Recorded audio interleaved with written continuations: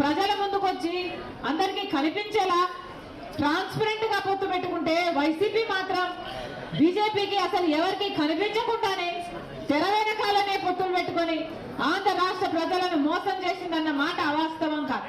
ప్రతిపక్ష నాయకుడిగా జగనన్న గారు ఎన్నిసార్లు ప్రతిరోజు ప్రత్యేక హోదా గురించి మాట్లాడారు.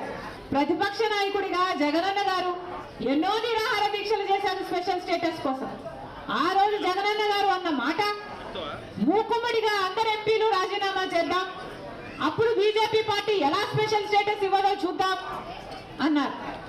ఆ తర్వాత ఎన్నికలు వస్తే స్పెషల్ స్టేటసే నినాదంగా తీసుకొని జగనన్న గారు మొత్తం ఎంపీలను నాకు ఇవ్వండి, నా ఎంపీలను గెలిపించండి, నా ప్రభుత్వాన్ని తీసుకురండి, కేంద్రంలో స్పెషల్ స్టేటస్ ఎలా రాదో చూద్దాము, కేంద్రం మెడలు వంచైనా సరే స్పెషల్ స్టేటస్ తీసుకొస్తామన్న మాట అవాస్తవమా?